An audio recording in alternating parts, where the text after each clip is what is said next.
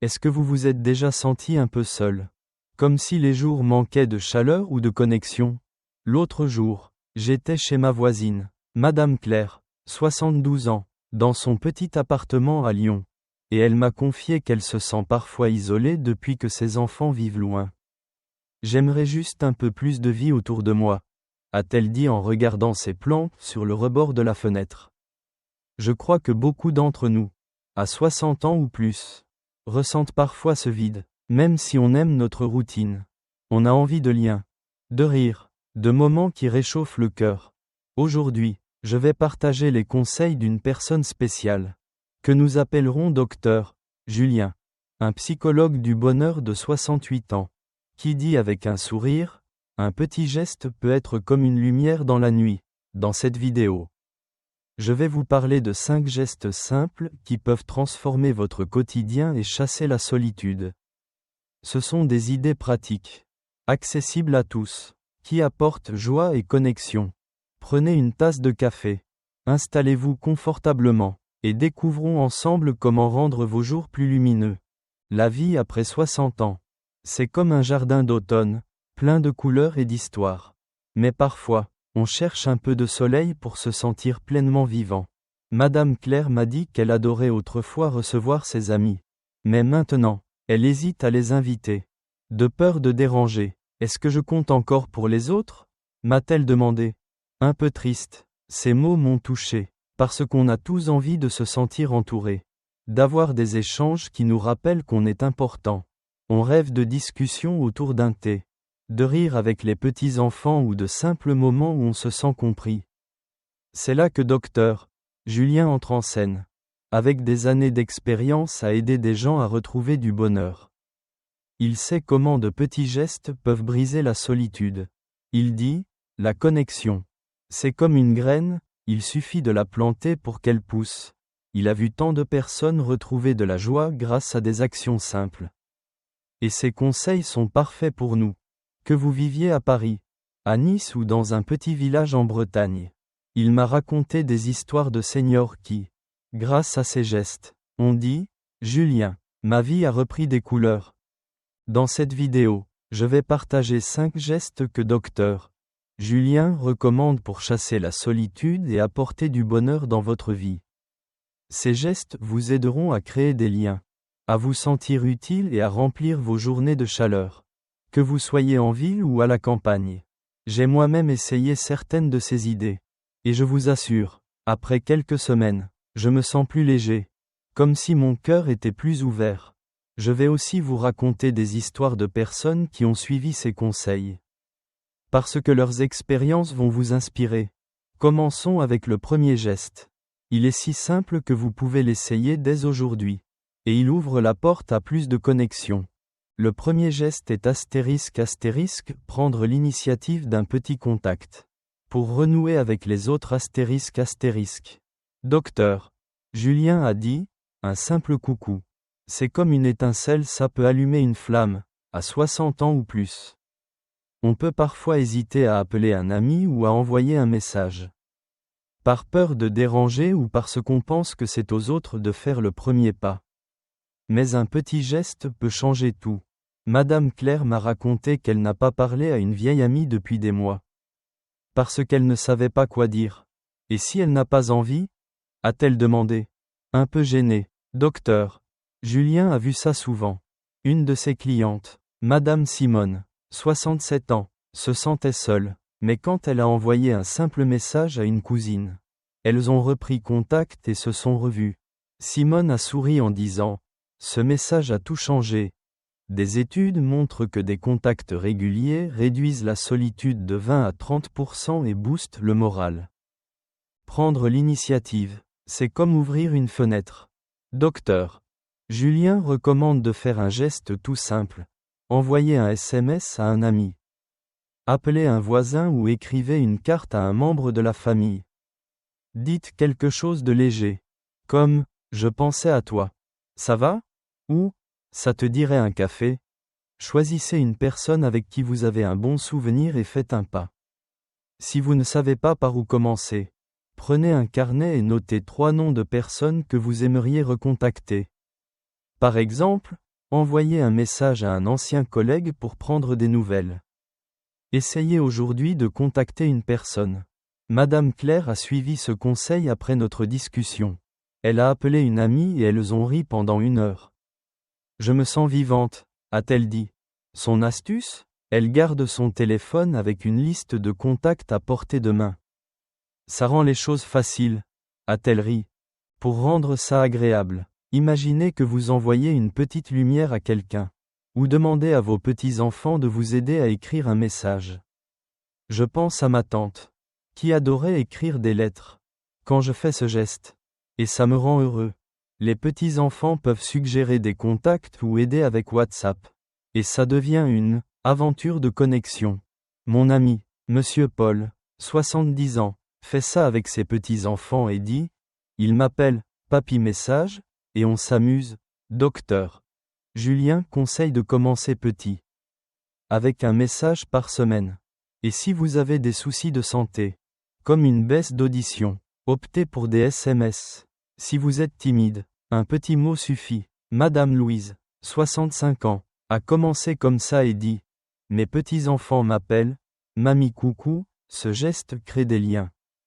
Réchauffe le cœur et chasse la solitude. Le deuxième geste est ***, participer à une activité locale pour rencontrer des gens ***. Docteur.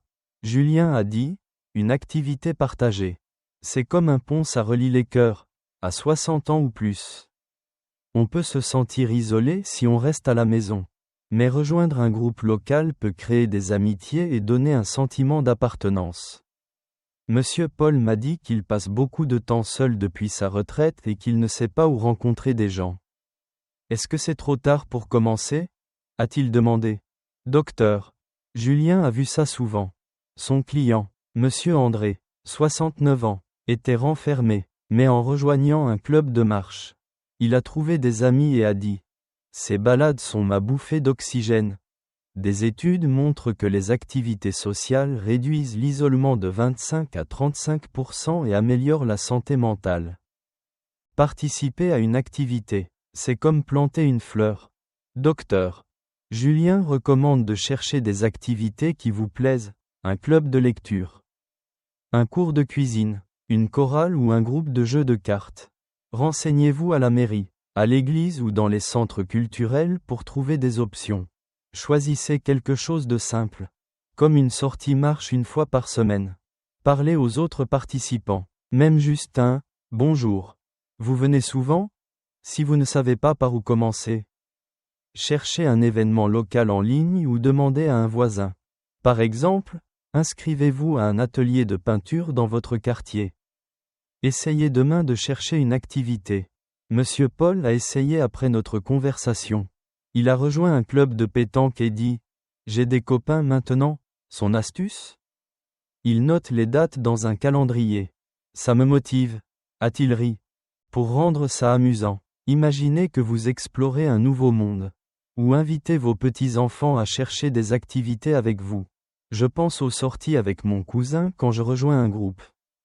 Et je me sens jeune. Les petits-enfants peuvent accompagner ou suggérer des idées. Et ça devient une aventure sociale. Madame Claire a emmené ses petits-enfants à un cours de danse et dit « Il m'appelle, mamie danseuse, et on rigole. Docteur. » Julien conseille de choisir des activités légères et, si vous êtes moins mobile, des groupes assis comme des clubs de tricot. Si vous êtes nerveux, commencez par écouter. Madame Simone a commencé comme ça et dit « Mes petits-enfants m'appellent, mamie club ». Ce geste crée des amitiés. Donne un but et remplit vos jours. Ces 2 gestes, prendre contact et participer à une activité, sont un merveilleux début pour chasser la solitude. Mais docteur, Julien a encore 3 autres gestes qui rendront votre quotidien encore plus lumineux.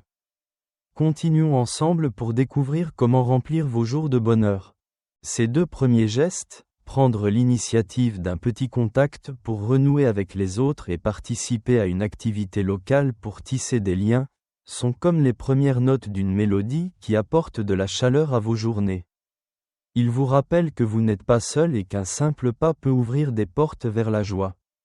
Moi-même, J'ai envoyé un message à un vieil ami la semaine dernière. Et on a fini par rire au téléphone comme au bon vieux temps. Et ça m'a fait un bien fou. Docteur Julien, notre psychologue du bonheur de 68 ans, qui a aidé tant de gens à retrouver le sourire, hoche la tête et dit: chaque geste est comme une graine de bonheur, il suffit de l'arroser. Ces conseils montrent comment transformer la solitude en connexion. Que vous viviez à Marseille, à Strasbourg ou dans un petit village en Normandie. Maintenant, nous allons explorer 3 autres gestes qui rendront vos jours encore plus lumineux et pleins de sens. Ces gestes sont simples, pratiques et accessibles à tous. Allons-y ensemble pour découvrir comment remplir votre vie de moments qui comptent. Le 3e geste est ***, offrir un coup de main à quelqu'un pour se sentir utile et connecté ***. Docteur Julien a dit: aider. C'est comme allumer une bougie, ça éclaire pour tout le monde, à 60 ans ou plus. On peut parfois avoir l'impression de ne plus être aussi utile qu'avant. Mais un petit acte de générosité peut vous redonner un sentiment de valeur et créer des liens. Ma voisine, Madame Claire, m'a raconté qu'elle se sent parfois invisible depuis qu'elle ne travaille plus. Est-ce que je peux encore faire une différence? M'a-t-elle demandé. Un peu hésitante. Docteur Julien a vu ça souvent. Une de ses clientes, Madame Jeanne, 66 ans, se sentait à l'écart, mais quand elle a commencé à aider une voisine à faire ses courses, elle a retrouvé le sourire et a dit: je me sens importante à nouveau. Des études montrent que les actes d'entraide augmentent le bien-être de 20 à 30% et réduisent l'isolement. Offrir un coup de main, c'est comme tisser un fil entre vous et les autres. Docteur Julien recommande de chercher des moyens simples d'aider. Proposer de garder les plantes d'un voisin. Aider un ami à trier des photos ou donner un coup de fil à quelqu'un qui a besoin d'écoute. Cherchez autour de vous. Peut-être une association locale a besoin de bénévoles pour 1 heure par semaine. Comme lire pour des enfants ou préparer des colis. Commencez par un petit geste. Comme apporter un gâteau à un voisin. Notez une idée d'entraide dans un carnet pour vous motiver. Par exemple, offrez de promener le chien d'un ami 1 fois par semaine. Essayez demain de trouver une occasion d'aider. Madame Claire a suivi ce conseil après notre discussion. Elle a aidé une voisine à arroser son jardin et dit: je me sens vivante. Son astuce? Elle garde un œil sur les besoins autour d'elle. Ça devient naturel, a-t-elle ri. Pour rendre ça agréable, imaginez que vous partagez un trésor. Ou demandez à vos petits-enfants de participer. Je pense à mon oncle, qui aidait toujours les autres. Quand je fais ce geste, et ça me rend fier, les petits-enfants peuvent aider à écrire des cartes ou à porter des courses. Et ça devient une aventure d'entraide. Monsieur Pierre, 73 ans, aide avec ses petits-enfants dans une bibliothèque et dit: il m'appelle Papy Héros, et on s'amuse. Docteur Julien conseille de choisir des tâches adaptées à vos forces et, si vous êtes moins mobile, d'opter pour des gestes simples comme téléphoner. Si vous manquez d'énergie, commencez par un seul acte par mois. Madame Jeanne a commencé comme ça et dit: mes petits-enfants m'appellent mamie généreuse, ce geste vous rend utile. Crée des liens et remplit votre cœur. Le 4e geste est ***, cultiver une passion personnelle pour se reconnecter à soi et aux autres ***.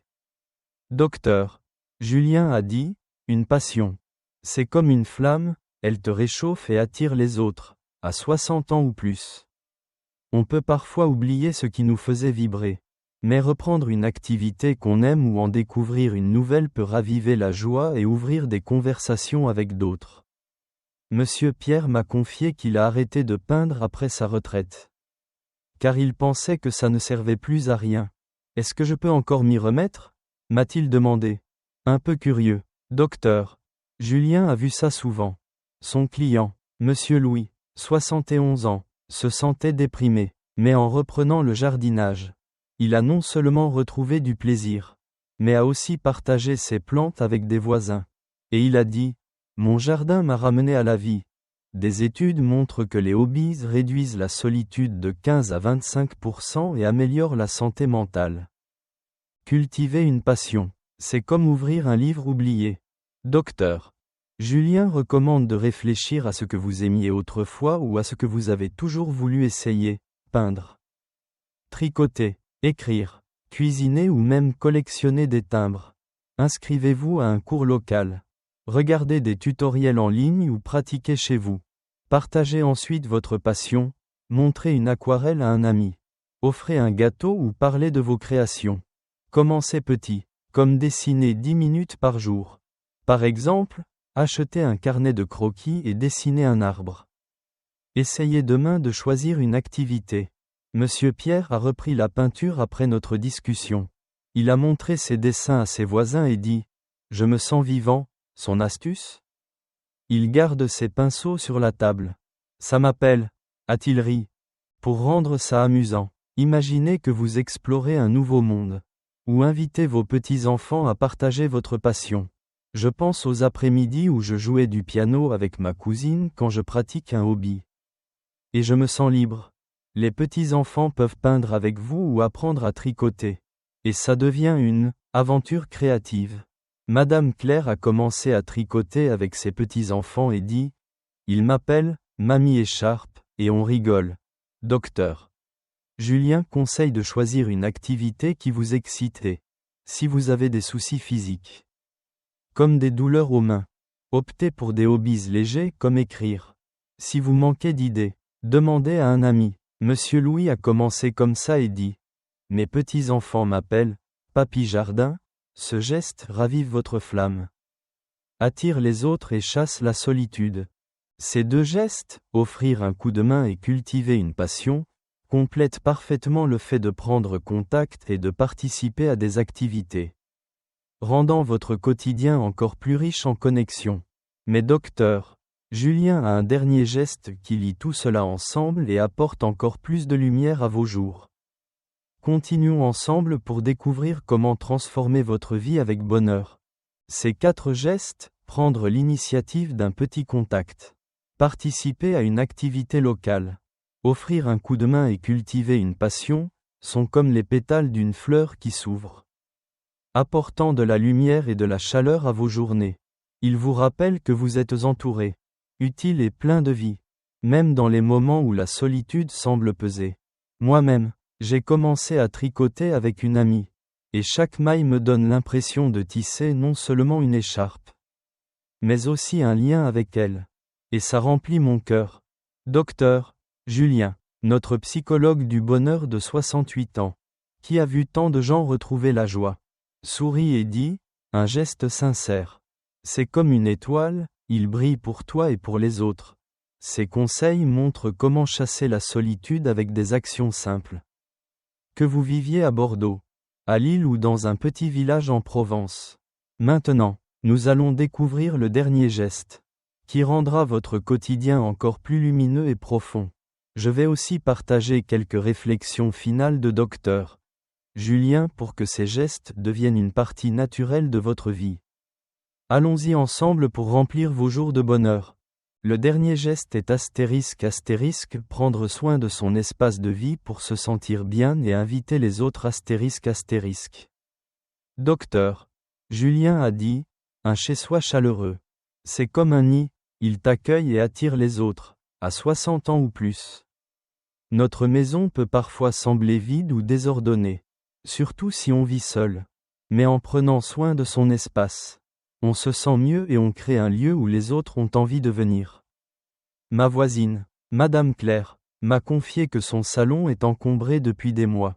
Et ça la décourage d'inviter des amis. Est-ce que ça vaut la peine de ranger ? M'a-t-elle demandé. Un peu sceptique. Docteur Julien a vu ça souvent. Son client, Monsieur Robert, 70 ans, vivait dans un appartement sombre.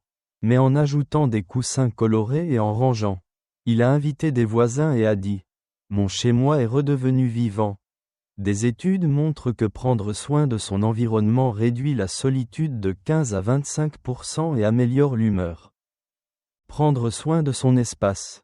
C'est comme peindre une toile. Docteur Julien recommande de commencer par de petites touches. Ranger une étagère. Ajouter une plante. Changer les rideaux ou mettez une bougie sur la table.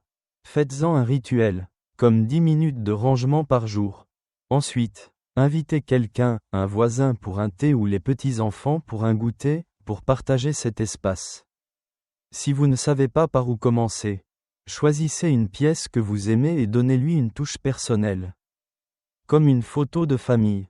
Par exemple, rangez votre table de salle à manger et invitez un ami pour un café. Essayez demain de faire un petit changement chez vous. Madame Claire a suivi ce conseil après notre discussion. Elle a décoré son salon avec des fleurs et a invité une amie. Je me sens chez moi, a-t-elle dit. Son astuce? Elle range en écoutant de la musique. Ça devient amusant, a-t-elle ri. Pour rendre ça agréable, imaginez que vous créez un cocon. Ou demandez à vos petits-enfants de vous aider à décorer. Je pense aux après-midi où je rangeais avec ma grand-mère quand je fais ce geste. Et ça me rend joyeux. Les petits-enfants peuvent choisir des coussins ou dessiner des décorations. Et ça devient une aventure de maison. Madame Louise, 65 ans, décore avec ses petits-enfants et dit « Il m'appelle Mamie Cocoon, et on s'amuse. Docteur. » Julien conseille de faire des changements adaptés à vos forces et, si vous êtes moins mobile, de demander de l'aide pour déplacer des objets. Si vous manquez d'énergie, commencez par un coin, comme votre fauteuil préféré. Monsieur Robert a commencé comme ça et dit « Mes petits-enfants m'appellent, Papy Maison, ce geste vous fait vous sentir bien.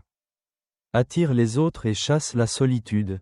Maintenant que nous avons les 5 gestes, prendre contact. Participer à une activité, offrir un coup de main, cultiver une passion et prendre soin de son espace, je veux partager quelques réflexions finales de Dr. Julien pour que ces idées s'intègrent dans votre vie.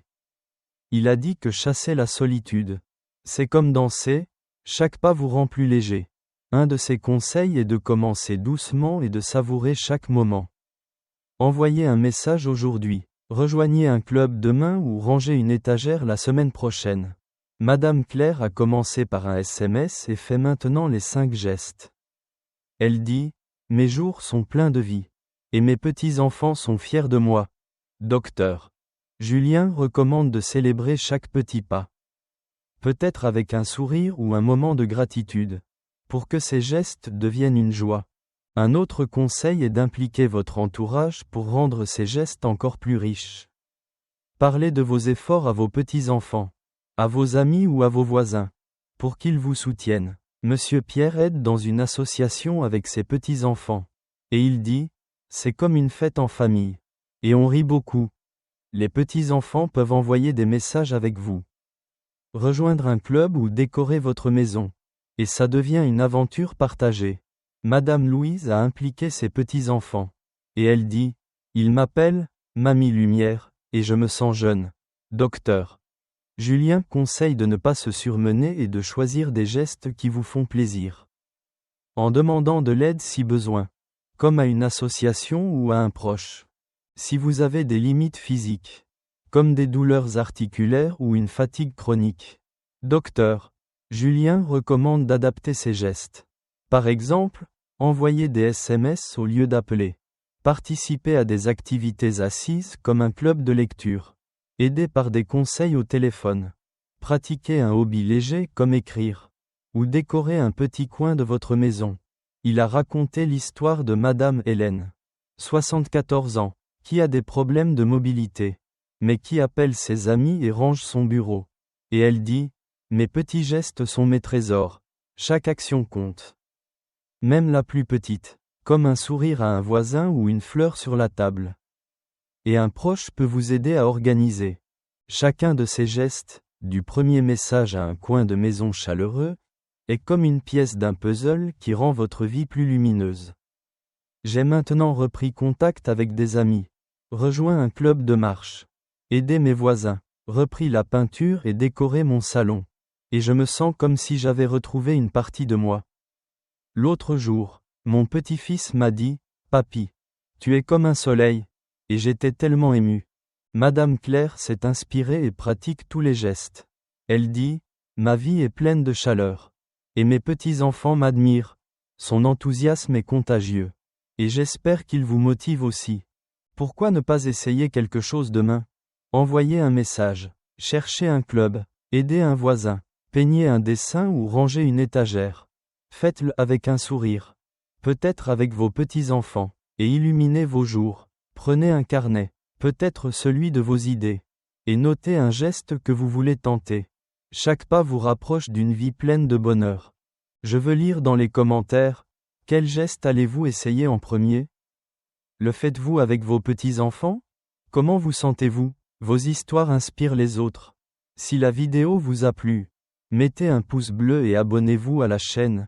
Nous avons plein d'autres astuces pour une vie joyeuse. Que vous ayez 60, 70 ou 80 ans, chaque geste est une chance de chasser la solitude. Essayez ces idées, et votre cœur brillera. On se retrouve dans la prochaine vidéo pour encore plus de conseils pour une vie épanouie. Vivez avec joie et lumière.